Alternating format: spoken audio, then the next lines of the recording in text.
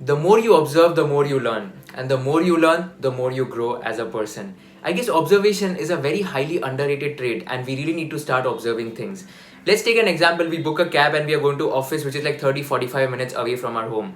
Most of the people, including me, what we would do, we'll go on the social media or maybe we'll just open some newspaper like Economic Times, Live Mint, Financial Times, Financial Express, any other newspaper, and we'll start reading that. Or in the worst case, we'll just open our laptop and start working in the cab so that our time isn't wasted.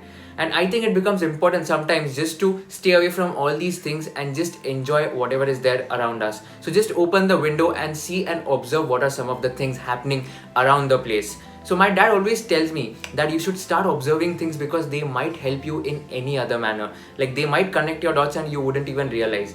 Let's take an example. You go to any consulting firm and you go to their interview process, and observation is the trait which they are checking for. Why? Because they'll ask you a lot of guesstimates. For example, estimate the number of Uber rides in Mumbai, estimate the number of McDonald's in Mumbai, or estimate the number of burgers which McDonald's serve in Mumbai. These are some of the questions which these consulting firms ask. So these are some of the problem statements which these interviewers are going to throw, and I guess if you start observing things, you can easily crack these kind of interviews. So whenever you have this kind of a perspective that you're going to a place and you are just analyzing what the problem could be or what the solution could be, then I guess that you have that consultant's background, you have that consultant's perspective, and that is the most important thing which any person should have in today's generation.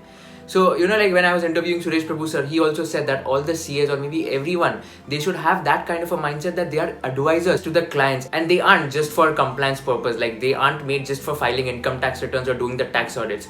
If you go from an advisor's perspective, you understand the nitty-gritty of the business. You understand how that business works, what are the problems in that business. You understand the entire model, and then you give a proper solution after a thorough research. And that is a mindset which is only possible if you start observing things. So again, one simple example, like while I was going to a mall, I was just seeing like how many stores would this mall have. Even this can be a possible question in the interview, you never know. And then you need to ask follow-up questions like how many floors are there, what would be the approximate size or area of that entire mall and everything, so that you can come up with a proper solution.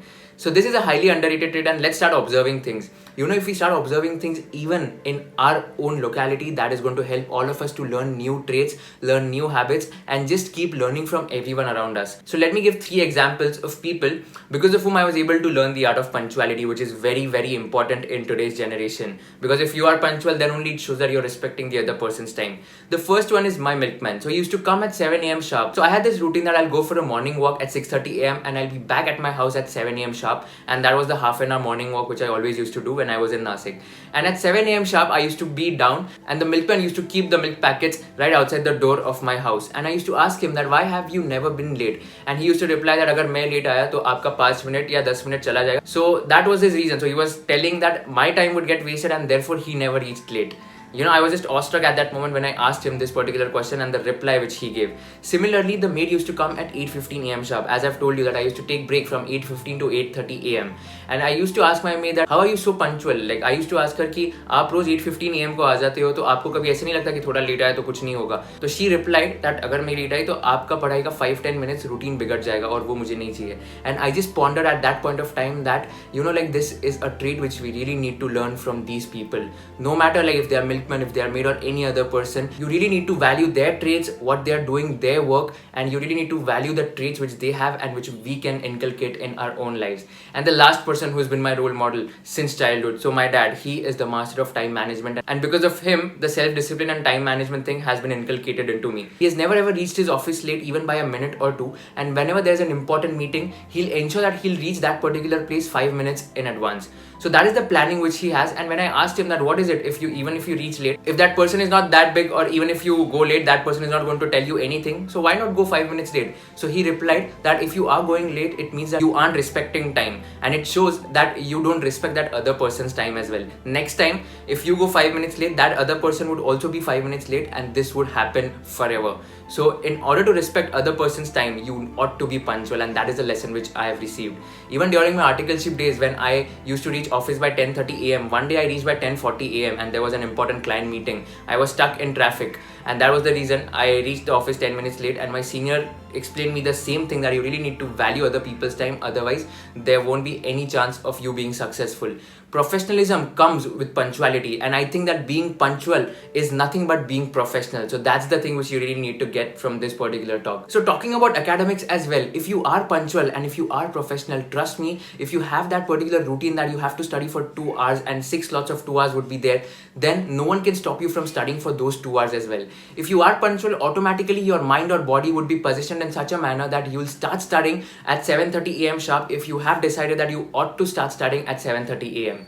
So this is a thing which really helped me in order to secure ranks in my CA exams as well.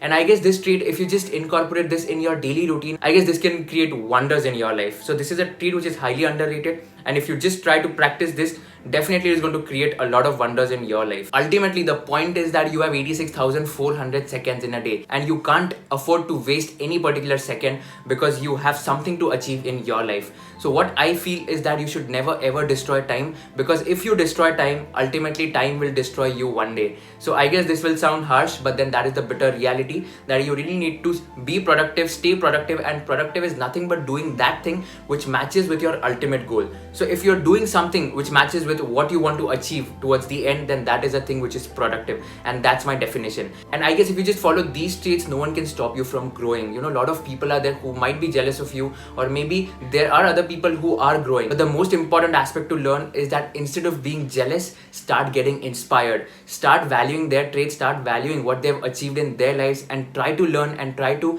grasp whatever good qualities that particular person has. And this is a message which I wanted to leave all of you. So even if a person has done most of his syllabus of CA finals, or maybe he has done more chapters than you, don't get jealous or don't get disappointed or don't get nervous or tensed because that person has studied more. Rather get inspired that if he or she can do, even I can do this. So just stop being jealous, start getting inspired, and I guess this is the best secret to keep growing and just keep moving forward. So thank you so much for watching this video. I hope this video was useful for all of you. If you do like this video, share it with all your friends, subscribe to my channel so that I can create more videos for all of you.